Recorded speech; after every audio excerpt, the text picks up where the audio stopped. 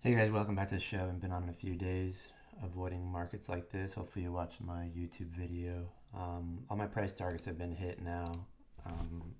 IWM was my biggest concern, and I thought that would be the weakest in the pullback. It's had the biggest move to the upside.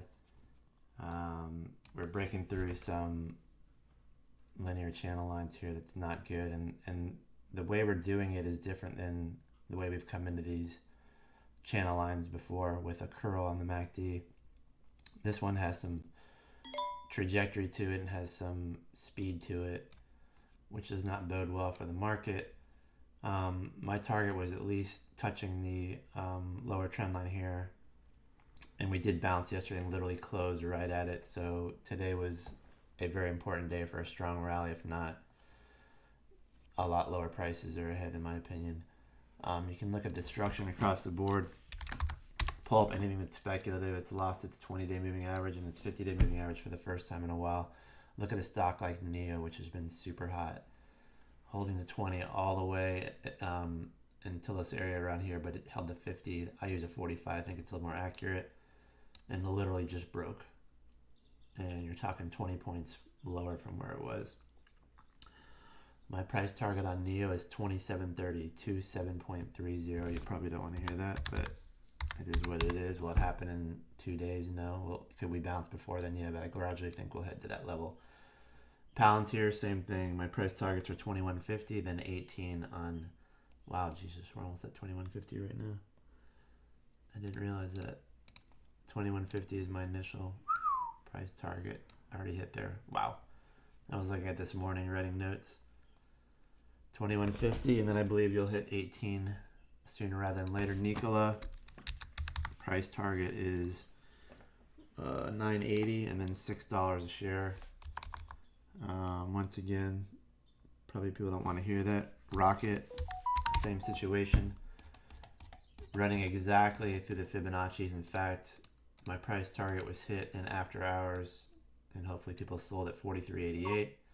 It was the 161 extension from the breakout, and now I believe you're heading back to price target 21.90, 21.90. I would not touch Rocket unless you're just scalping it until 21.90. Once again, I can just give you my opinion. SPY, same thing.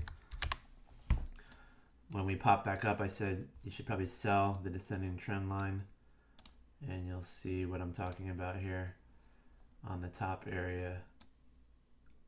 This channel will touch again for sure, right down here. I think the other day when I made the video, I said we could probably bounce back up and hit the triangular top area, but the energy at the top is going to be greater than the buy energy at the bottom. And then we broke through the median trend line, back tested it, and it's been nothing but down ever since then. Same thing with triple Qs. I said the energy at the top will be greater and we'll break the triple bottom. This was the triple bottom I described in the video, 1, 2, 3. We hadn't hit it yet because that video was made, I believe, on the 25th or 26th. I said we could go back up and possibly test somewhere around 328. We didn't even get there. We got to like 325. And then we broke the triple bottom as I expected. And I believe now my price target was 293 on the triple Qs. It sounded crazy at the time, but I still stick with that. 290 to 293, but I believe we're heading to low 290s. Can we bounce before then? Once again, yeah, we're getting oversold on the hourly and the 20-minute chart. But there's been a lot of destruction technically across the board, especially in anything that's been speculative. Even stocks I like, Hydrofarm. Hydrofarm, beautiful stock I love, interesting. Vertical agriculture, indoor. It's going to be hot. Sales are growing exponentially. But you got to step aside when you see these breaks. Complete reset. 95 all the way down, almost back where it started, 41. Liquidation, ZERP, all these different things. Interest rates have effects on liquidity and how the market gets mopped up. And once the mopping of the liquidity starts, all the speculative issues get completely crushed. So it's a double-edged sword. You can enjoy it on the way up, but if you're not quick and nimble. Plug, same thing.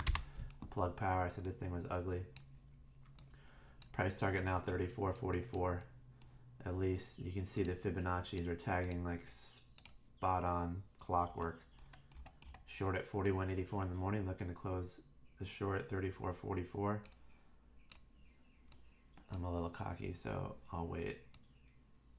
Even though I could just do it right here, it probably bounces anyway. I might take half off. So just everything. Look at it, SLGG.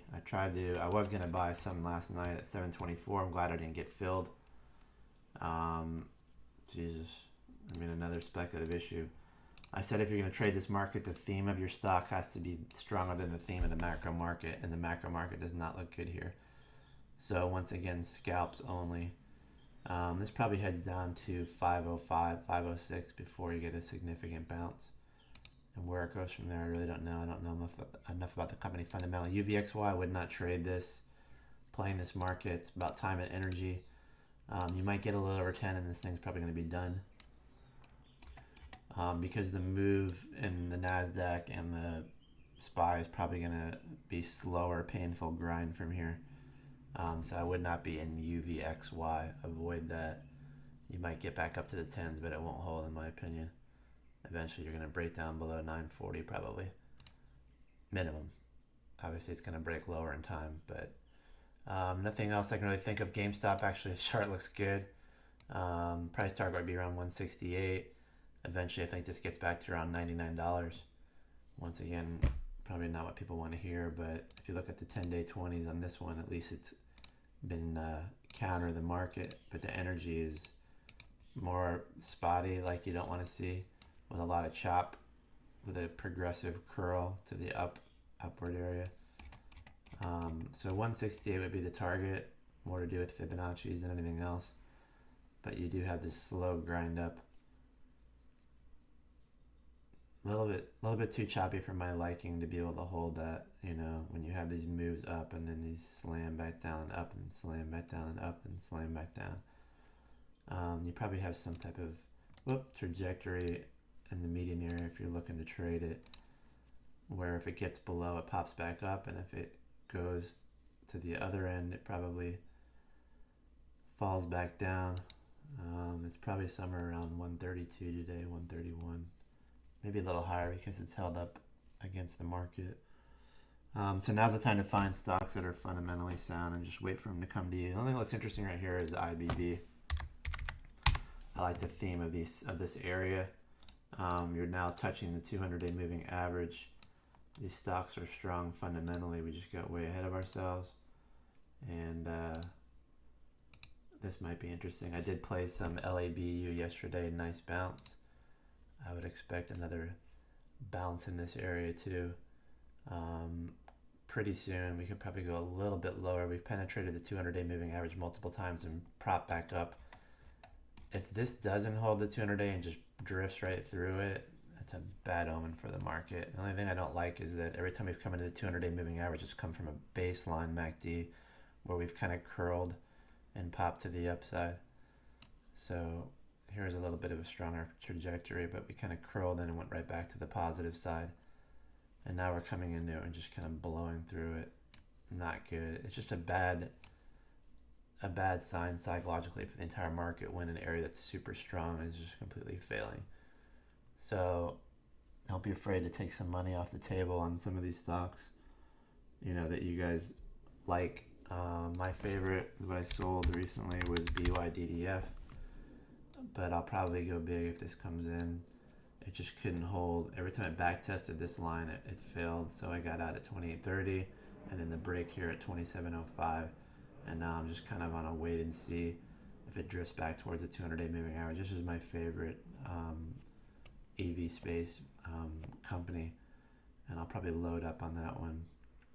Even stuff like Fisker. My sell was spot on that one. Got lucky on this one. I believe I sold this in after hours too. We almost got to the 3250 Fibonacci extension. Your baseline support is literally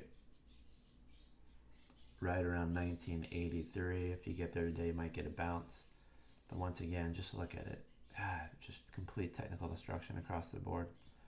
Everything comes back in. Intrinsic value is what's important now. So the only thing I don't like about that's happening here, because I do like corrections because it gives me a better chance to buy stuff and make those nice swing trades, is the psychological destruction that's being done here on the speculative side, which the market had turned into a bit of a casino, which I thought was okay. It was fun to make money. But now nothing continues its move. Everything it spikes comes back down, everything. So a little bit of a negative video here. Sorry, but just be careful, guys.